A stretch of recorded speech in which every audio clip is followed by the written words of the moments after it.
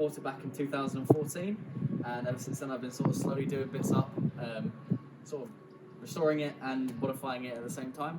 So this is just a short video about the modifications I've done and the things that are wrong with it, things I'm going to fix, things to come in the future, and I hope it's enjoyable. And I'm sorry about all the noises behind, but I'm filming this with an iPhone and this is all I have.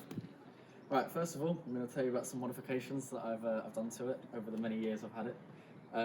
First of all, there is a Westmoreland front end that I bought off a car in the UK, but it originally came over from America. It's got the square headlights, but not as long as the jet ones. I really like it. I think it looks better than the standard circular headlights that you get on regular Mark II Golfs. Secondly, I've had this custom front bumper made where they've smoothed out where the number plate goes in the centre, and then I've got the number plate secured down here by 2 screws, so when I go to a show I can remove it and then it's a flush front end. So following on from the front of the car, this is the side of the car. As you can see, I've got Clutch SL1 alloys on, and I've also upgraded the brakes all round. I've got G60 brake discs in the front, and I've got Mark IV Golf GTI rear calipers and discs in the back. I felt like it was necessary to upgrade this on the car because the discs from the 80s are terrible. In the back you can see I've had a custom exhaust made. This is a one-off made specifically for this car.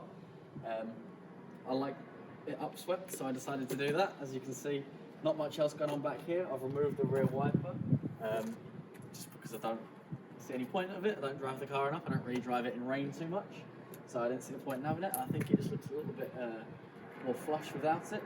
I do have US spec rear lights to go on, but the wiring is incredibly difficult and I haven't worked it out yet. But yeah, other than that, the only other thing I can think of is I've got a Zender spoiler waiting at home to go on the boot. Although I'm a bit worried, I don't really want to drill into the boot, so I might end up just using Tiger Seal and sticking it down. Inside, you can see I've got a Nardi steering wheel on here. It was actually quite difficult to fit because there isn't a direct Nardi to Mark II Golf small spline Boss kit, so I had to get a small spline to Momo and then a Momo to Nardi adapter, which is great, but it's a bit annoying because it means I'm actually miles away from my indicator and wipers. So I took quite a lot of getting used to for that one.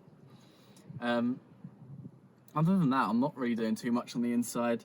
I've changed the speakers in the dashboard for just uprated ones because the standard ones from the 80s were a bit shit. Other than that, yep, radio, and that's about it. Right, so this is it. This is the biggest modification I've done so far.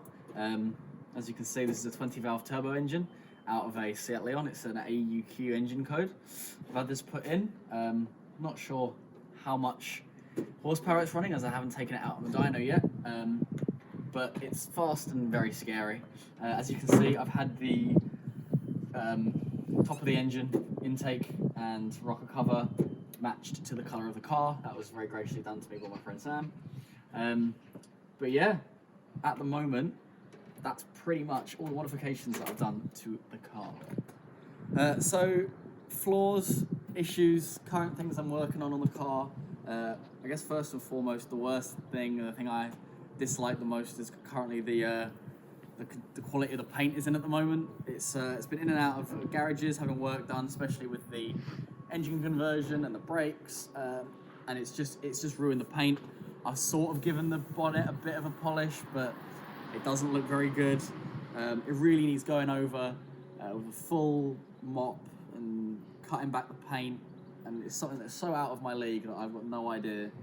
And then on top of that, there are small points all over the car where there's paint chipping, maybe there's been bird poo on it, where it's seeped through the lacquer, it's gone down to primer, there's small like shopping cart dents everywhere.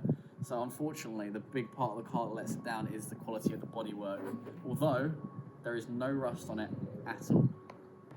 Another part that really annoys me, especially since I spent so much money on the Westie front end, is that many years ago, I was coming to a stop at some traffic lights, and as I came to a stop, don't know what happened, I feel like a clip broke under here, the grille fell out onto the floor and I ran over it, and it's meant that I've got a complete crack all the way through on one side, and it needs to be plastic welded or I need to buy another one. And the bumper, while it is great and it looks good, unfortunately the indicators are in terrible condition. That one missing half of it. This one snapped in half completely. Also, round the side, the little hook that keeps it on is snapped. So now it just looks like it's sad all the time. Right, so other issues with the back of the car, as you can see, back bumper's gone a bit grey.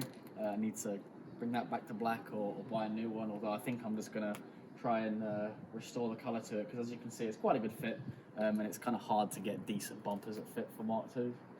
Also, you can see there's tar all over the back. The badges need a good polish up, and when I bought the car, there was a small dent here, and the paint had come out, and there was a small amount of rusting occurring, so I buffed it back and primed and sprayed it, but I did a terrible job because I was about 17, and it needs completely redoing. Yeah. As you can see, also inside, the radio's not actually been fitted, and I'm missing blanks here for all the blank spots. They went missing as I was doing the engine conversion. Also, the ECU is actually being run into the passenger footwell, which is not optimal, but it does the job for now. And as for the inside, there isn't really going to be too much more I'm going to do. I really like these blue seats. They're really comfy. They are a bit old, but like I said, really comfy, and I enjoy sitting on them. I love the look of them. Match the dashboard, keeps the 80s retro look of the car, and I don't want to take that away, because it's all about what I want, because it's my car. Yeah. Right, lastly, back to the engine bay. So, things I want to do, clearing it up a little bit, maybe tuck some of the wires. This air filter is knackered, needs a new one. As I said to the grill before, it's actually being held on by cable ties, so that's really fun, isn't it? And the only other thing is it's had a charging issue.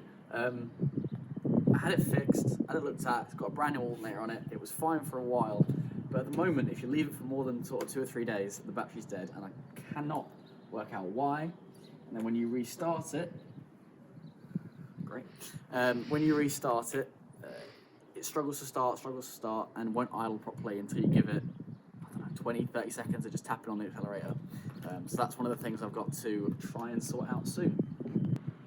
Right, so lastly, I guess just a little overview of things that I want to do to it, things that are hopefully to come, things that you'll hopefully see in a future video.